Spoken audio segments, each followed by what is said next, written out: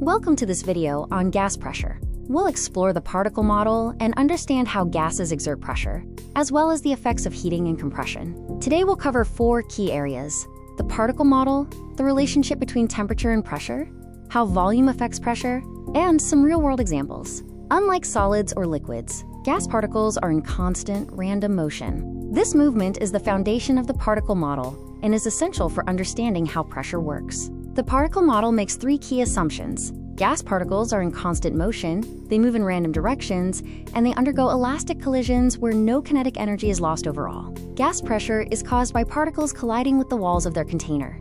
Each collision exerts a tiny force, and the total force from countless collisions creates measurable pressure. Pressure is measured in pascals, represented by the symbol Pa. 1 pascal equals 1 newton of force per square meter. For context, atmospheric pressure at sea level is about 101,000 pascals. Gas pressure is determined by 2 main factors: the frequency of collisions and the force of those collisions. Changing the temperature or the volume of a gas affects these 2 factors. When you heat a gas, you transfer thermal energy to the particles, increasing their kinetic energy. This makes them move faster, resulting in more frequent and more forceful collisions with the container walls. In summary, adding heat increases the kinetic energy of particles, leading to more collisions with greater force, which causes the overall pressure inside the container to rise. This relationship between heating and pressure assumes the volume remains constant. This means the gas is contained in a rigid vessel, such as a metal canister, a tire, or a laboratory cylinder. When volume is held constant, pressure and absolute temperature are directly proportional. This means as temperature increases, pressure increases linearly. Now let's look at what happens when a gas is compressed. Compressing a gas reduces its volume, forcing the same number of particles into a smaller space. Because the particles have less space to travel in a smaller volume, they hit the container walls more frequently. This increased frequency of collisions causes the pressure to rise. At a constant temperature, pressure and volume are inversely proportional, which is known as Boyle's law. Having the volume of a gas will double its pressure. Finally, cooling a gas has the opposite effect of heating it. It removes thermal energy, causing particles to slow down, hit the walls less often, and strike with less force, lowering the pressure. This table summarizes how changes in temperature or volume affect gas pressure.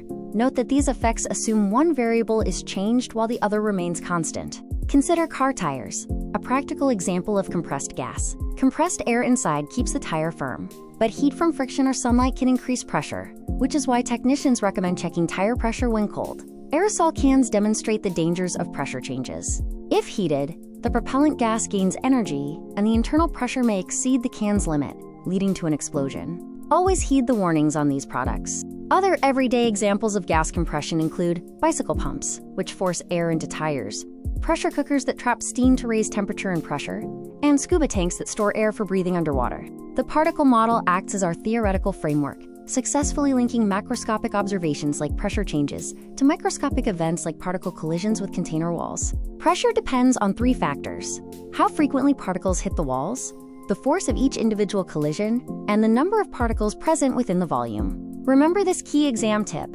whenever answering questions about gas pressure, always link your answer back to the frequency or force of particle collisions. A simple statement about pressure increasing is rarely enough. When tackling exam questions, follow a clear 4-step process. State the change, link it to particle speed, describe the resulting change in collisions, and finally state your conclusion regarding the pressure. Avoid common pitfalls like using vague language. Specify whether particles are moving faster or hitting more frequently, and remember to always state if volume or temperature is being held constant. Let's look at a worked example. If a sealed container of gas is heated from 300 to 600 Kelvin, the pressure doubles because pressure is directly proportional to absolute temperature. Another example: if you have the volume of a gas at a constant temperature, Boyle's law tells us the pressure must double to maintain the equilibrium of the system. Theoretically, at absolute 0 or 0 Kelvin, particles would stop moving entirely, resulting in 0 pressure. While we cannot reach this temperature in practice, it remains a vital concept for gas calculations. Always remember the difference between temperature scales. While Celsius is for daily life, you must use Kelvin for physics gas laws. Simply add 273 to your Celsius value to convert. In summary, Every change in gas pressure you encounter during your studies can be fundamentally explained by the frequency and force of collisions between particles and the container walls. Finally, here are a few quick-fire revision questions to test your understanding of the concepts we've covered today. Pause the video and see if you can answer them correctly. Let's review with some fill-in-the-blank statements. These are great for consolidating your knowledge before an exam. Focus on key terms like random motion, container walls, and pascals. Mastering exam technique is crucial. Don't just provide a macro-level answer.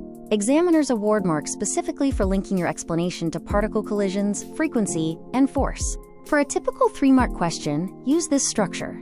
First, state the change, such as temperature increasing. Second, explain the particle behavior. And third, describe the collision outcome. Make sure you learn your vocabulary. Understand that pressure is force per unit area. Kinetic energy relates to particle speed, compression reduces volume, and absolute zero is where movement theoretically stops. This concept map shows how different pathways, such as raising temperature or reducing volume, both lead to the same essential outcome: increased collision frequency and higher pressure. Remember the gas laws. The pressure-temperature law applies at constant volume, while Boyle's law applies at constant temperature. Both are explained by the same fundamental principle of particle collisions. To wrap up, gas pressure is the combined effect of countless collisions. Remember that higher temperature leads to faster particles, and smaller volumes lead to more frequent collisions. Here are your key takeaways.